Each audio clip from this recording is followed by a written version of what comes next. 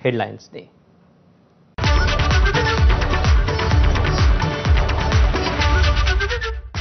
Headlines brought to you by Chitale बंधू।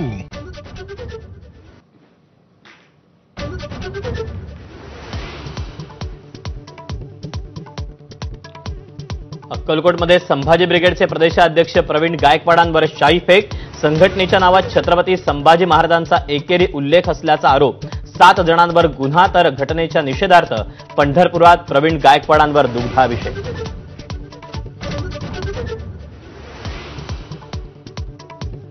हा हल्ला सरकार पुरस्कृत असल्याचा प्रवीण गायकवाडांचा आरोप। शाई फेकीनंतर शरद पवार आणि सुप्रिया सुळेंची गायकवाडांची फोनवरून चर्चा, तर भाजपनं पेरलेल्या विषयाला उकळी फुटली। संजय राऊतांचा हल्ला बोल।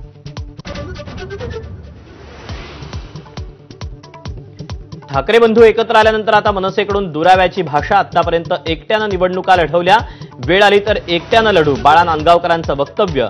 तर महाराष्ट्राच्या हिताचा निर्णय घेऊ, आदित्य ठाकरेंची प्रतिक्रिया।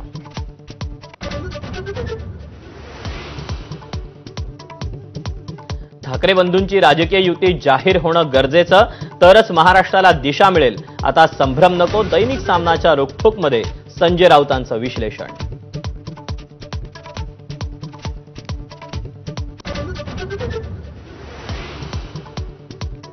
दोन भाऊ एकत्र येणं ही कुटुंबासाठी चांगली गोष्ट।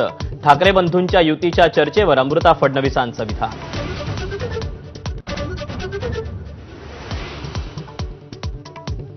राज्यात नव्या वाईन शॉपला अजूनही परवानगी दिली नाही। उपमुख्यमंत्री अजित पवारांचं स्पष्टीकरण। सरकार 328 नव्या दुकानांना परवानगी देण्याच्या तयारी।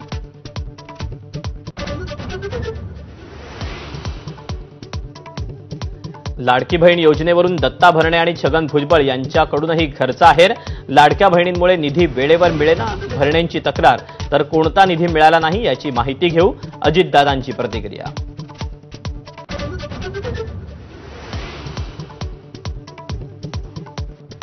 मराठा आरक्षणासाठी मनोज जरांगेंचा एल्गार।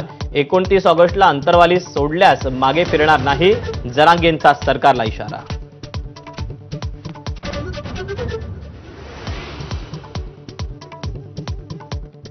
गेल्या 7 दिवसांपासून बच्चू कडूंची 7-12 कोरा पदयात्रा।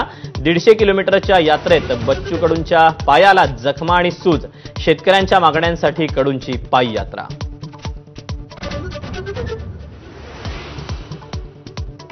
उज्ज्वल निकम यांची राज्यसभेचे खासदार म्हणून निवड। राष्ट्रपतींच्या कोट्यातून नामनिर्देशित सदस्य म्हणून नियुक्ती।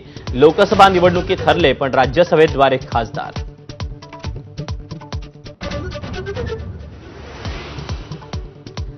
रायगड जिल्ह्यातील निजामाच्या खुणा इतिहास जमा। छत्री निजामपूर ग्रामपंचायतीचं नाव बदलणार। किल्ले रायगड ग्रुप ग्रामपंचायत नामकरणाची मागणी विशेष ग्रामसभेत एकमतानं मंजूर।